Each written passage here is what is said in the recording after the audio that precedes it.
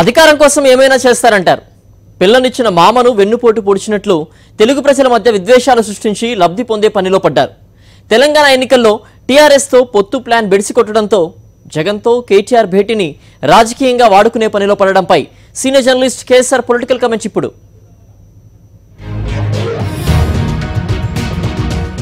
Federal front విషయమై తెలంగాణ రాష్ట్ర సమితి వర్కింగ్ అధ్యక్షుడు కేటీఆర్ ఆధ్వర్యంలోని ఒక బృందం వైఎస్ఆర్ కాంగ్రెస్ అధ్యక్షుడు జగన్ను కలిసి చర్చలు జరిపిన తీరు ఆసక్తికరంగా ఉంది.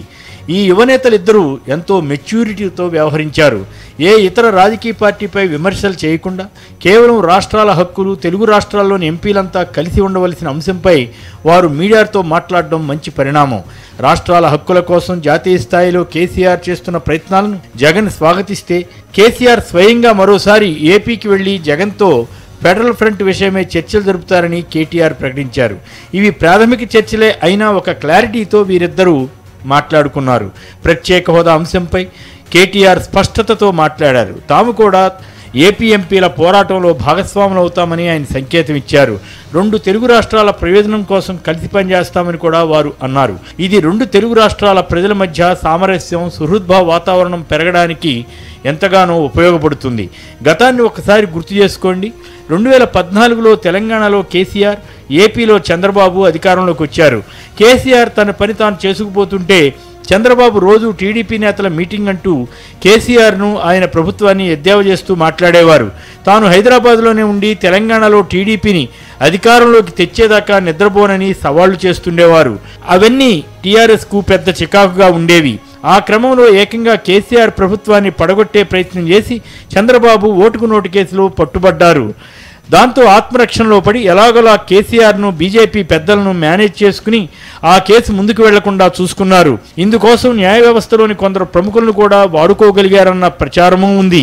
ఆ తర్వాత ఒప్పందం ప్రకారం విజయవాడ వెళ్లిపోయి 3.5 ఏళ్ల పాటు కేసీఆర్ను పన్నెత్తి మాట్లాడకుండా జాగ్రత్తగా వ్యవహరించారు. ఆ తర్వాత మొన్నటి ఎన్నికల సమయంలో కేసీఆర్తో పొత్తు కోసం వెంపర్లాడారు. ఆ విషయాన్ని ఆయనే పలు సభల్లో చెప్పేశారు కూడా. కానీ కేసీఆర్ అందుకు అంగీకరించలేదు. అదే సమయంలో జగన్ అనవసర వివాదాల్లోకి వెళ్లలేదు, లేనిపోని బేరాలు పలకలేదు. తెలంగాణ అసెంబ్లీ ఎన్నికల్లో కేవలం టీడీపీని ఓడించండి అన్న పిలుపు తప్ప ఎవరికీ మద్దతు ప్రకటించలేదు. ఈ నేపథ్యంలో ఫెడరల్ ఫ్రంట్ విషయంలో కేసీఆర్ ప్రయత్నాలను ఆయన స్వాగతించి ప్రత్యేక హోదా సాధన కోసం ఏపీ ఎంపీలతో పాటు తెలంగాణ ఎంపీల సహకారం తీసుకుంటామని చెప్పారు. కేటీఆర్ జగన్ను ఎక్కడా టీడీపీ గురించి, చంద్రబాబు గురించి ఒక్క మాట అనలేదు. కానీ వీరిద్దరి మీడియా సమావేశం అయిందో లేదో వెంటనే ఏపీ మంత్రి దేవినేని ఉమామహేశ్వరరావుతో సహా పలువురు నేతలు విషం చిమ్మారంటే ఆశ్చర్యం కాదు. ఉద్యమ సమయంలో కేసీఆర్ కానీ ఇతర టీఆర్ఎస్ నేతలు కొందరు కానీ చేసిన విమర్శలను, కొన్ని అభ్యంతరకర వ్యాఖ్యలను జాబితాగా తయారు చేసుకుని ఉమామహేశ్వరరావు చదివారు. వాటన్నిటికీ జగన్ సమాధానం చెప్పాలని ఆయన అంటున్నారు. ఇదే సమయంలో ఉమా ఒక సంగతి విస్మరించి జనం కూడా మర్చిపోవాలని కోరుకుంటున్నట్లుగా వ్యవహరించారు.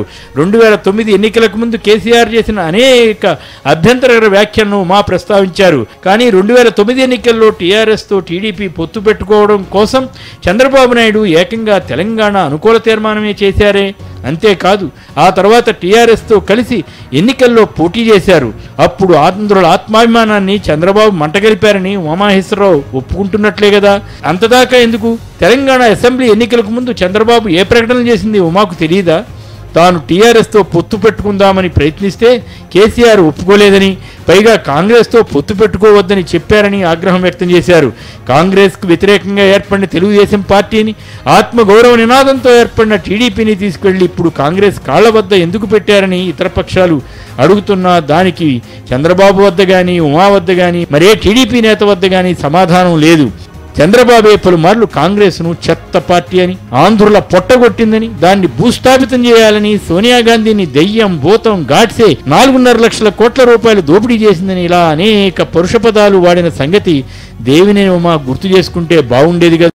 కేసీఆర్, జగన్లు ఎంత హుందాగా మాట్లాడారు, దేవినేని ఉమా ఎంత అసహ్యంగా మాట్లాడారు. అన్నిటికీ మించి రెండు రాష్ట్రాల తెలుగు ప్రజల మధ్య విద్వేషాలు రెచ్చగొట్టి రాజకీయ లబ్ధి పొందాలని చేసిన ఈ ప్రయత్నం దారుణంగా ఉంది.